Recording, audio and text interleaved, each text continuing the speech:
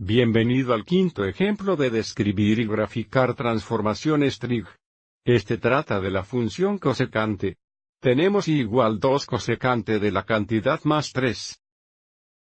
De nuevo, lo primero que debemos reconocer es que tenemos que factorar esta cantidad aquí para ordenar el formulario para identificar a B, C y D. Comencemos haciendo eso. Tenemos y igual 2 cosecante. Ahora, aquí vamos a factorar 2pi. Vamos a quedarnos con x plus, factorizamos nuestro 2pi de pi, vamos a quedarnos con 1 2 más 3. Vamos a ver esto. 2px y 2πx 1 2 igual pi. Así que ahora es en la forma en que necesitamos reconocer los valores de a, b, c y d. Y aunque estamos haciendo referencia a la función sinusoidal aquí, debemos reconocer que a es igual a 2, b es igual a 2pi, d es igual a menos 1 2 si tiene que ser, y c sería igual a 3. Ahora más adelante y liste la amplitud, el período, el cambio de fase y el cambio vertical para la función cosecante. Cuidado, porque el cosecante no tiene una amplitud, por lo que no hay amplitud. Recuerda, un cosecante se extiende hacia arriba y hacia abajo para siempre. El período será 2pi dividido por b, 2pi dividido por b, que también es 2pi igual a 1. Así que el período es igual a una unidad. El cambio de fase es determinado por d, y para ajustar este formulario, tenemos x-, así que será 1 2 unidad a la izquierda.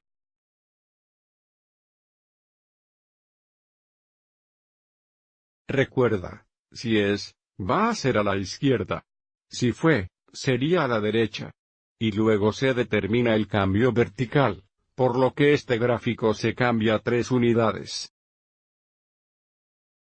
Ahora este es un gráfico involucrado, así que lo que hacemos es gráfico, y igual 2 sin 2pi veces la cantidad más 3. Podemos utilizar el gráfico de esta función sineal para ayudarnos a graficar la función cosecante. Vamos a ver si podemos configurar esto, utilizando la misma información que tenemos a la derecha aquí, excepto ahora graficaremos la función sinusoidal con una amplitud de 2. Pero de cualquier manera, este es un gráfico involucrado. Aviso, la línea media va a ser en, y igual 3 porque tenemos un cambio vertical de 3 unidades. Así que avancemos y marquemos eso, 1, 2, 3. Aquí está la nueva línea media para nuestra función senoidal. La amplitud sería 2. Lo que significa que subiremos de 2 a 5 para nuestros máximos, y bajar de 2 a 1 para los valores mínimos. Y entonces el período sería una unidad. Normalmente gratuitamos esto de 0 a 1, pero desde que tenemos un cambio de fase de 1 2 unidad a la izquierda, realmente iniciaremos este gráfico en menos 1 2, y terminarlo en más 1 2 por nuestro cambio de fase. Así que vamos adelante y despeje esto para evitar cualquier confusión. Y luego desde aquí vamos a continuar, y grafaremos nuestra función sinusal con todas estas transformaciones.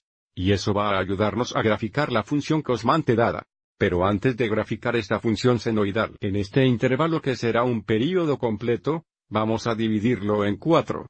Así que esto sería menos 1 4 y esto sería más 1 4. Entonces, la función seno comienza en la línea media. La próxima cuarta está en un máximo. La próxima cuarta está en la línea media. El próximo cuarto es mínimo y el próximo cuarto está de vuelta en la línea media. Ahora, otra vez, esta es la función sinusoidal. Y voy a hacerlo deslumbrar. Esto no es realmente el gráfico que queremos, pero vamos a usarlo para determinar el gráfico de nuestra función cosecante. Ok, ahora estamos listos para graficar la función dada, la función cosecante. Recuerda, la función sino y la función cosecante son reciprocales de uno otro. Entonces, cuando esta función seno sea igual a 0, la correspondiente función costosa tendría un asintoto vertical, entonces tendremos asintóticos verticales aquí. Aquí. Y aquí. And here.